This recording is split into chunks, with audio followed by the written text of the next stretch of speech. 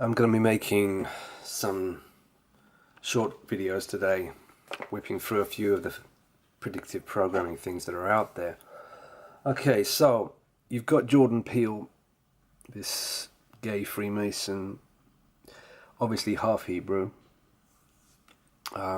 making Get Out, Black Out, Get Out, Blackout, Get Out. Okay, America. He then says Get Out is a documentary. It's not, though. It's a fictional film, but he's meaning that you should take it literally. Blackout, Get Out. Okay. Now he's got a new movie. Us? No, it's not Us. It's United States, US. Initial release date, March the 22nd, 2019. Now, like I say, I don't know if it's this year for the West Coast.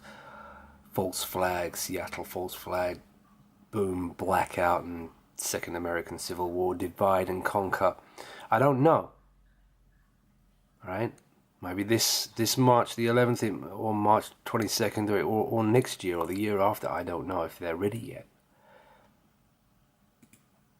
But take a look at it, right? Talmudic divide and conquer. United States divided. Cut, right? Split, division. Tom Clancy's The Division. Ed Sheeran's Divide album. It's Divide and Conquer. It's Talmudic Divide and Conquer. There you go. The scissors dividing the United States. Nice bit of blood red as well. Okay. US. Again, United States, captive state. They play games. Listen what this Tom Clancy's The Division 2 trailer says here. If Washington falls, our nation will follow. Now again, they're playing on it. It's like US, us, or the nice guys is really the nice guys, things like that. If Washington falls, that is Washington, the state of Washington, not Washington, D.C. on the other side of the country. No, Seattle right there, Washington. If Washington falls, the state. You see, that's how they're playing it. They're giving you a little bit of a sidestep. Captive United States. See, it is March 29th. We're back to March again. Nice little 911 there as well. But, yeah, I don't know if they're ready yet. I don't know.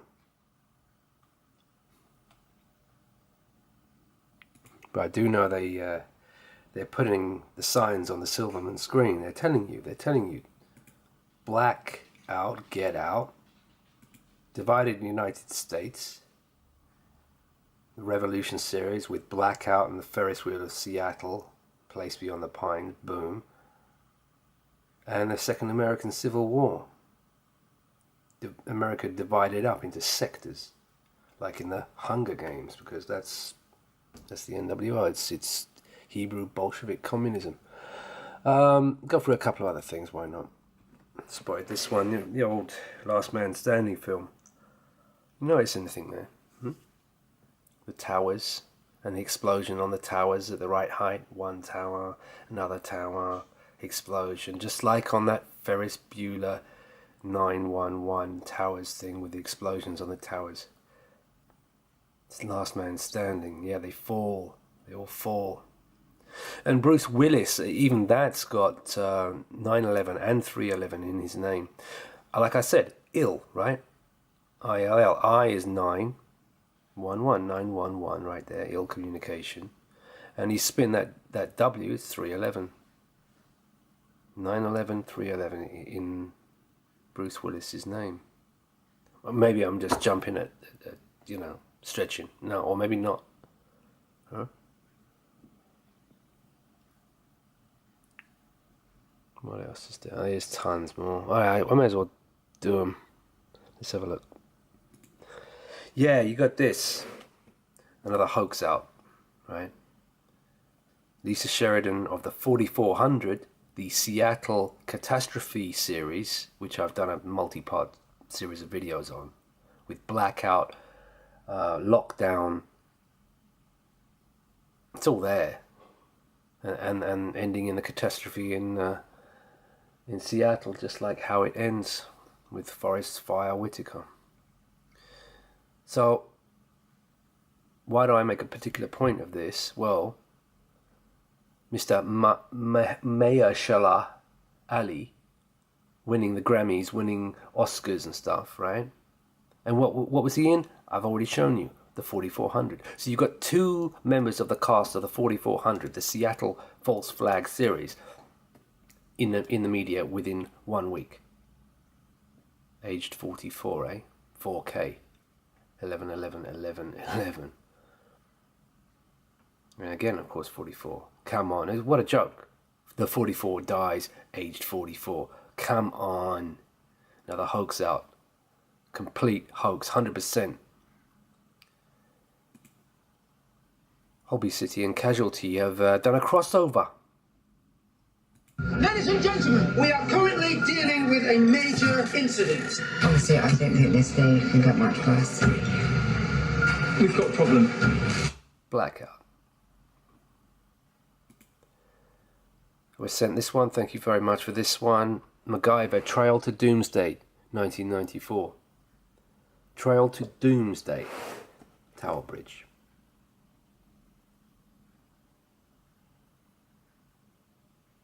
And I cannot differentiate the two operations, the Tower Bridge and the Seattle, West Coast, America, false flag. It seems like they're on the same date, which as a process of elimination looks like it's 3/11 or perhaps 3/22.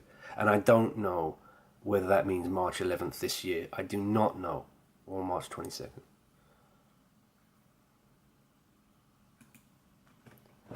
I rewatched Life Force. Third line in the movie, blackout. I kid you not. The third line in the movie, blackout. Then, later on, when one of the guys down on planet Earth is asked about that alien spaceship that looks like a date palm, he said, no, it looks like a needle. He actually says the word needle, space needle. Yeah. It looks like a date palm as well. It probably has that thing, and the crow's nest of the Phoenician merchant ships, like Rebel Rhymes says, right? But it's Isis and Ra holding up the globe, ownership of the globe, Space Needle. Anyway, so you got the Space Needle in Life Force. You got, look, Tower Bridge, and when you see Tower Bridge, it's the only part of London that you see, that you are shown. And when you see it, they say martial law. London has gone into martial law. Imposed. Martial law is imposed or whatever. As we see Tower Bridge. Right there. So you've got the double. You've got, every single time, you've got the Space Needle and Tower Bridge. Blackout. And this movie, Life Force, came out of nowhere in 1985. Dan O'Bannon. Absolutely, on its own, there it is. Of course, Life Force is Elohim. Elohim is the Life Force. Ra Elohim. Isis, Amun-Ra, Elohim. Elohim being the Life Force, again, the Johnson. The Johnson, this is the Life Force right here. The obelisk, the phallus of Osiris. I'm going to burn their bridges soon enough. No, in a blink of an eye, the terror begins. Yeah? Because it's all about that 3/11 day. That combined disasters code, which is London, because you can clearly see it on that cover, on that card, that combined disasters card. You can see there's a reference to London there. And of course, Seattle, Washington. Oh, shall I fit it all in? Yeah, I'll do it as another video because this is important. Sometime in the future, The Warriors, right? The start of The Warriors, classic film, right? What does it start with?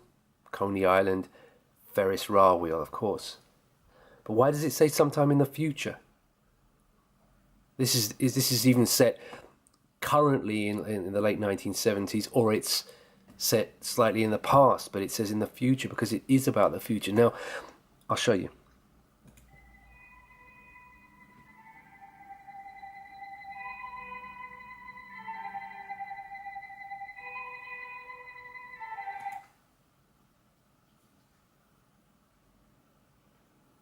Here we are. Look, they get in the train.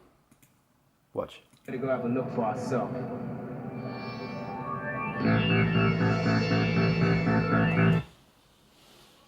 There you go. Now, I made a video on this years ago, and I mean years ago, because I spotted this 9/11 advert. Now, we all know about this 9/11 advert, late 1970s, I think 1979, when this film came out, right? And I thought, oh, well, they were just filming, and it's there. It just happens to be there in the train. It's just a coincidence. Not that it isn't 9/11 predictive programming. Of course, it is. You know, what do you do with a cigarette? You light it up, right? 911. Okay, so it's right there, 9/11. Okay, predictive programming, pre-advertising. Now, at the time, I said, oh, well, that's just a coincidence, I suppose. I don't think Walter Hill was putting that in there on purpose, but no, he was. He clearly was. This is how the film starts, right? Because that's 3/11 right there. That's the Seattle false flag. How does it end? They go back to Coney Island, where they're from, right?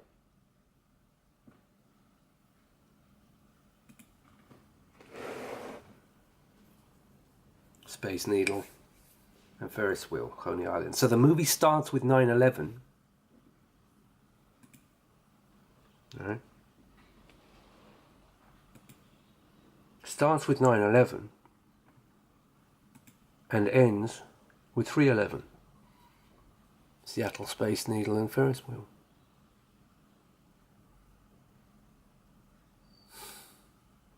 It's not a coincidence.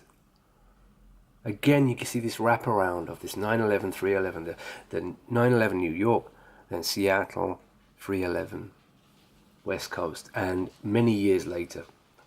Might not even be this year, like I say. I mean, hello?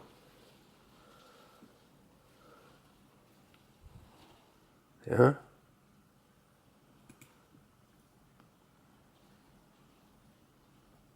Okay, I gotta draw the line there on that one. I put a lot in there. I didn't want to put it all in there, but it's not all. I've got lots more today, but hopefully you'll have found that quite interesting. It's all wrapping around itself, over and over.